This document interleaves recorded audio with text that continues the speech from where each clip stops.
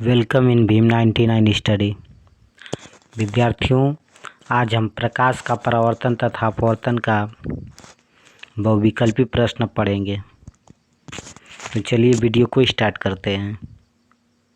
पहला प्रश्न है, निम्न में से कौन सा पदार्थ लेंस बनाने के लिए प्रयुक्त नहीं किया जा सकता है? तो लेंस बनाने के लिए जल का प्रयोग किया जा सकता है, कांच का प्रयोग कर सकते हैं, प्लास्टिक का भी प्रयोग कर सकते हैं, लेकिन मिट्टी का प्रयोग नहीं किया जा सकता है। तो इसका ऑप्शन सही हो जाएगा मिट्टी। हम लोग लेंस बनाने के लिए मिट्टी का प्रयोग नहीं कर सकते हैं। अगला प्रश्न है, उत्तल लेंस की क्षमता एक डायोप्टर है। एक उत्तल लेंस की क्षमता एक डायोप्टर है, तो उस लेंस की फोकस दूरी है।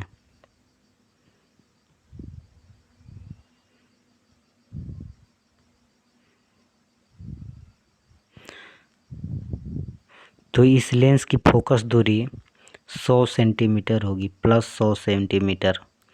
और ये लेंस उत्तल लेंस है, इसलिए इसकी क्षमता जो है धनात्मक होगी।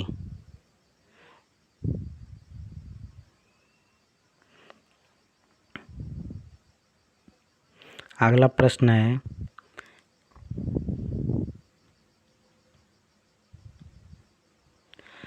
किस बीम का वास्तविक तथा समान साइज का प्रतिबिंब प्राप्त करने के लिए बीम को उत्तल लेंस के सामने रखा जाना चाहिए?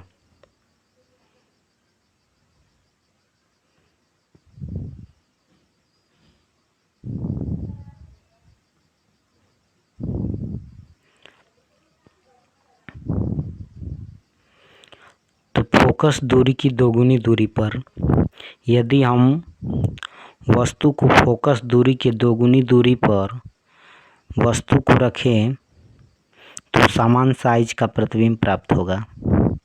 अगला प्रश्न है, किस गोलीय दर्पण तथा किसी पतले लेंस दोनों की फोकस दूरियां -15 सेमी है? तो दर्पण तथा लेंस संभवतः है।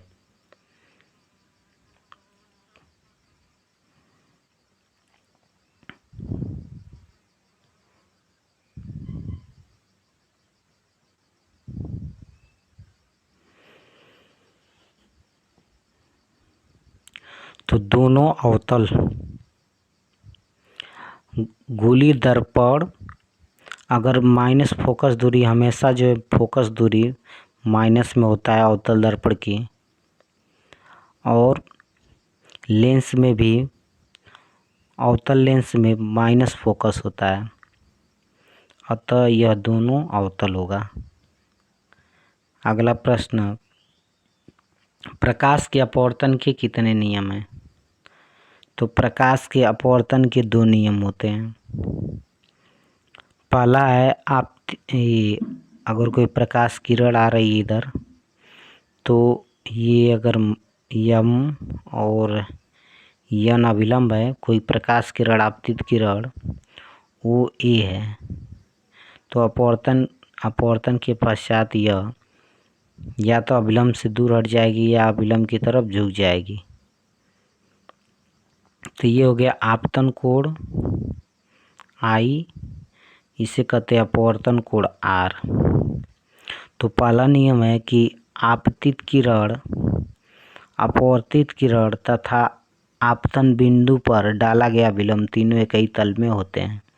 और दूसरा नियम है, आपतन कोण की ज्या साइन आई बटा में अपवर्तन कोण की ज्या साइन आर का अनुपात नियत होता है। ये हो गया अपवर्तन का दूसरा नियम। अगला प्रश्न है, प्रकाश के परावर्तन के कितने नियम हैं? तो प्रकाश के परावर्तन के भी 2 नियम हैं। यदि ये कोई चिकना पालिशदार तल है और ये अभिलंब, तो जब कोई प्रकाश की किरण को डाला जाएगा आपतित किरण, तो यह परावर्तन होकर के इसी माध्यम में वापस लौट जाएगी। तो ये आपतन कोण को आई से प्रदर्शित करते हैं, परावर्तन कोण को आर से प्रदर्शित करते हैं। पहला नियम है कि आपतित किरण OA, आपतित किरण, परावर्तित किरण AB तथा आपतन बिंदु पर डाला गया अभिलंब तीनों एक ही तल पे होते हैं, ये अभिलंब। और दूसरा नियम होता है कि परावर्तन कोण R का मान आपतन कोण I के बराबर होता है। तो परावर्तन कोण R बराबर आपतन कोण I, दूसरा नियम हो गया ये। तो प्रकाश के परावर्तन के भी दो नियम होते हैं। विद्यार्थियों, अभी तक चैनल को आपने सब्सक्राइब न किया है तो सब्सक्राइब कर लीजिए। अगला प्रश्न है, सरल सूक्ष्मदर्शी में किसका उपयोग होता है? तो सरल सूक्ष्मदर्शी में उत्तल लेंस का उपयोग होता है। सरल सूक्ष्मदर्शी में उत्तल लेंस का उपयोग होता है।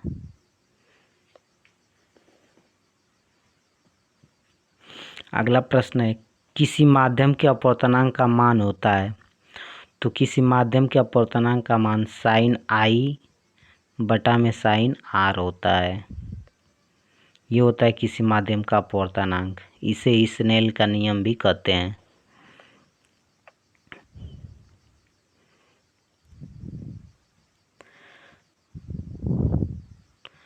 अगला प्रश्न है, एक उत्तल लेंस होता है। तो एक उत्तल लेंस पहचानने के लिए पहले चित्र देखते हैं एक उत्तल लेंस का।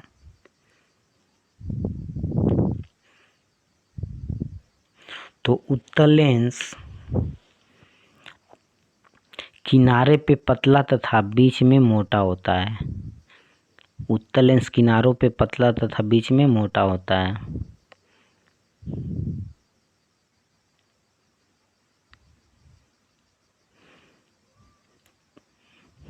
तो इसका ऑप्शन नंबर C सही होगा, किनारों की अपेक्षा बीच में मोटा होता है।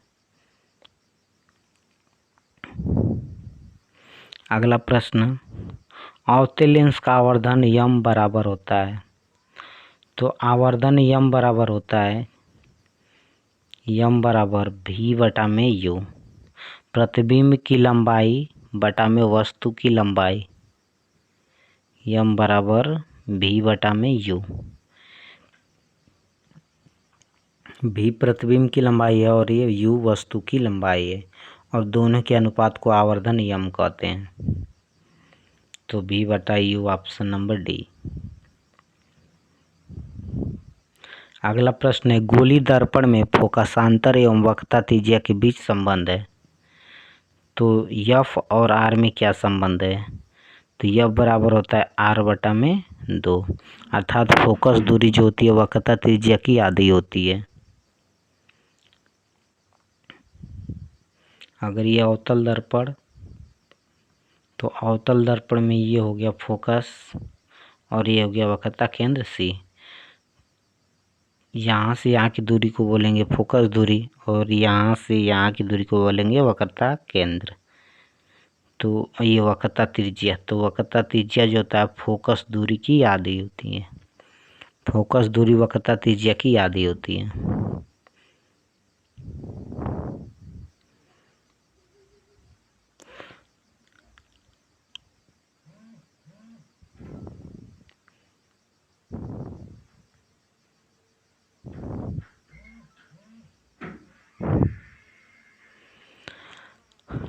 अगला प्रश्न है, निर्गत किरण एवं अभिलंब के बीच का कोण को कहते हैं।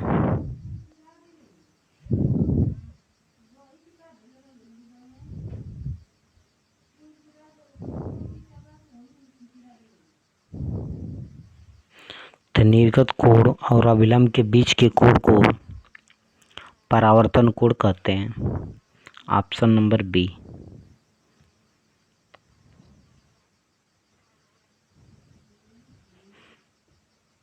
अगला प्रश्न, 1 मीटर फोकस दूरी वाले उत्तल लेंस की क्षमता होगी।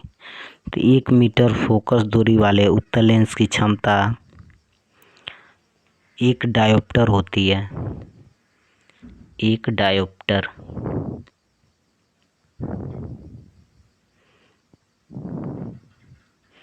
अगला प्रश्न, किसी अवतल दर्पण द्वारा काल्पनिक सीधा तथा आवर्धित प्रतिबिंब बनता है जब वस्तु स्थित होती है। तो अवतल दर्पण द्वारा एक ही स्थिति में आवर्धित प्रतिबिंब और आभासी बनता है जब प्रतिबिंब को हम लोग ध्रुव पी तथा यफ के बीच किसी वस्तु को हम लोग रखते हैं।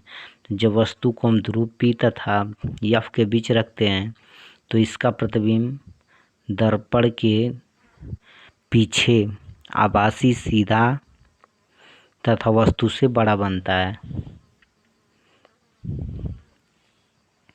तो फोकस तथा ध्रुव के बीच, यानी कि दर्पण तथा फोकस के बीच। अगला प्रश्न, किस दर्पण द्वारा प्रतिबिंब सीधा एवं छोटा बनता है। तो उत्तल दर्पण द्वारा ही प्रतिबिंब सीधा एवं छोटा बनता है।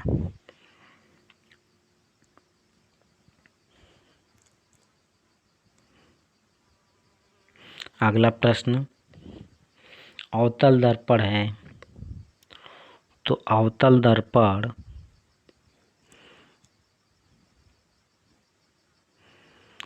अवतल दर्पण जो होता है ये प्रकृति में अभिसारी होता है।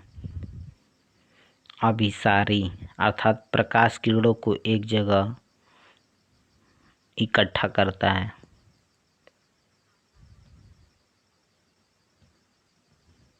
अगला प्रश्न है, उत्तल दर्पण से बना प्रतिबिंब होता है तो उत्तल दर्पण से बना प्रतिबिंब हमेशा छोटा होता है।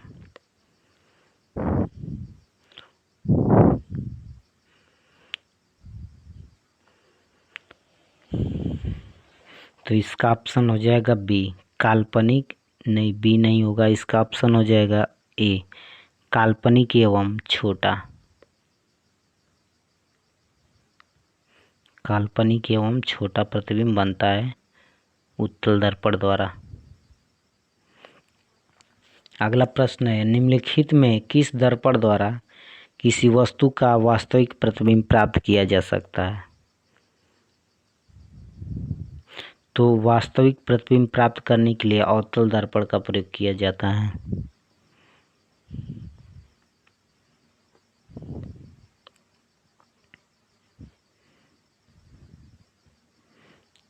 अगला प्रश्न, निम्नलिखित में से किसमें बड़ा और वास्तविक प्रतिबिंब बनता है। तो वास्तविक और बड़ा प्रतिबिंब अवतल दर्पण में ही बनता है। अवतल दर्पण में वास्तविक और बड़ा प्रतिबिंब बनता है।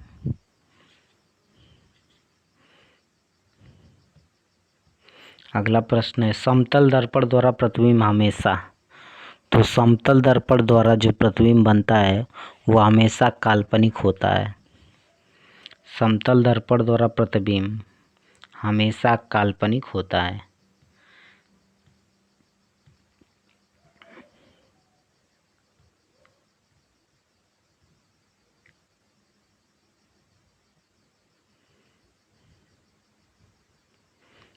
अगला प्रश्न है, किसी वस्तु का आवर्धित प्रतिबिंब बनता है। तो किसी वस्तु का आवर्धित प्रतिबिंब अवतल दर्पण द्वारा बनता है। अवतल दर्पण द्वारा किसी वस्तु का आवर्धित प्रतिबिंब बनता है। अगला प्रश्न है, काल्पनिक प्रतिबिंब हमेशा। तो काल्पनिक प्रतिबिंब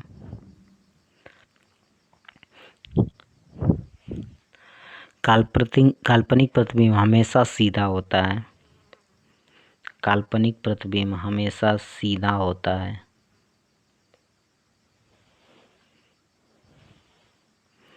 अगला प्रश्न है, किस दर्पण में हमेशा आभासी और छोटा प्रतिबिंब बनता है।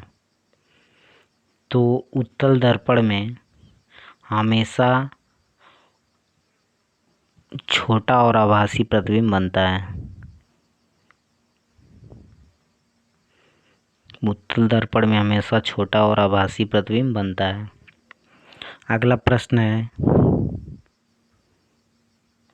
निम्न में से किस दर्पण की फोकस दूरी धनात्मक होती है।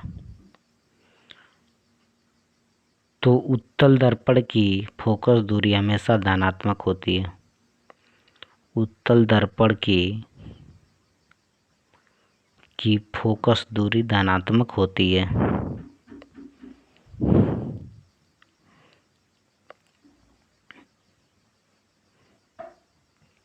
अगला प्रश्न, गोली दर्पण के ध्रुव और फोकस के बीच की दूरी को कहते हैं।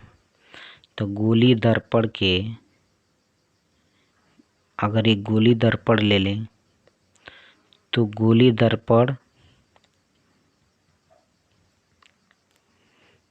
ये ध्रुव हो गया गोली दर्पण का ध्रुव और इसके फोकस एफ के बीच की दूरी को हम लोग फोकस दूरी कहते हैं, यानी कि फोकसांतर। अगला प्रश्न, हजामत बनाने के लिए प्रयोग किया जाता है। तो हम हजामत बनाने के लिए हम लोग अवतल दर्पण का प्रयोग करते हैं, अर्थात दाढ़ी बनाने के लिए हम लोग अवतल दर्पण का प्रयोग करते हैं। अगला प्रश्न, सोलर कुकर में प्रयोग किया जाता है। तो सोलर कुकर में अवतल दर्पण का प्रयोग किया जाता है। सोलर कुकर में अवतल दर्पण का प्रयोग किया जाता है। अगला प्रश्न, सर्च लाइट की परावर्तक सतह होती है। तो सर्च लाइट की परावर्तक सतह अवतल दर्पण की होती है। सर्च लाइट की परावर्तक सतह अवतल दर्पण की होती है।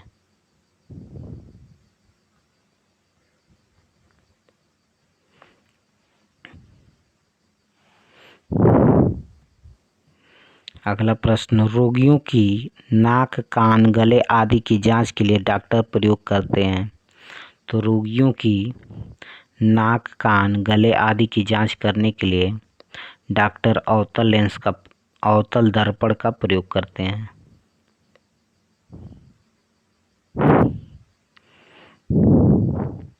अगला प्रश्न है, पानी में डूबने पर एक उत्तल लेंस की फोकस दूरी हवा में इसकी दूरी की अपेक्षा, तो हवा में दूरी की अपेक्षा कम होती है। अगला प्रश्न, उत्तल लेंस में बना प्रतिबिंब होता है। तो उत्तल लेंस में बना प्रतिबिंब वास्तविक और उल्टा होता है। उत्तल लेंस में बना प्रतिबिंब वास्तविक और उल्टा होता है। अगला प्रश्न है, उत्तल लेंस द्वारा काल्पनिक प्रतिबिंब बनता है जब बिंब, तो काल्पनिक प्रतिबिंब बनने के लिए फोकसांतर से कम दूरी पर रखना पड़ता है वस्तु को। लेंस की क्षमता होती है, तो लेंस की क्षमता फोकस के व्युत्क्रम के बराबर होती है। लेंस की क्षमता फोकस के व्युत्क्रम के बराबर होती है। तो फोकस दूरी के व्युत्क्रम, ऑप्शन नंबर सी। अगला प्रश्न है, उत्तल लेंस में जब बिंब एफ और 2f के बीच रखा जाता है तब प्रतिबिंब बनता है। तो उत्तल लेंस में वस्तु को f और 2f के बीच अगर रखें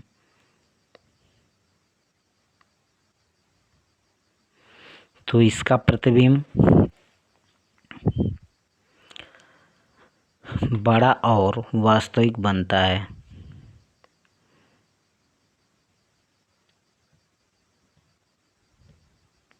अगला प्रश्न है, दो वक्री पृष्ठों से घिरे ठोस माध्यम को कहते हैं। तो दो वक्री पृष्ठों से घिरे ठोस माध्यम को लेंस कहते हैं।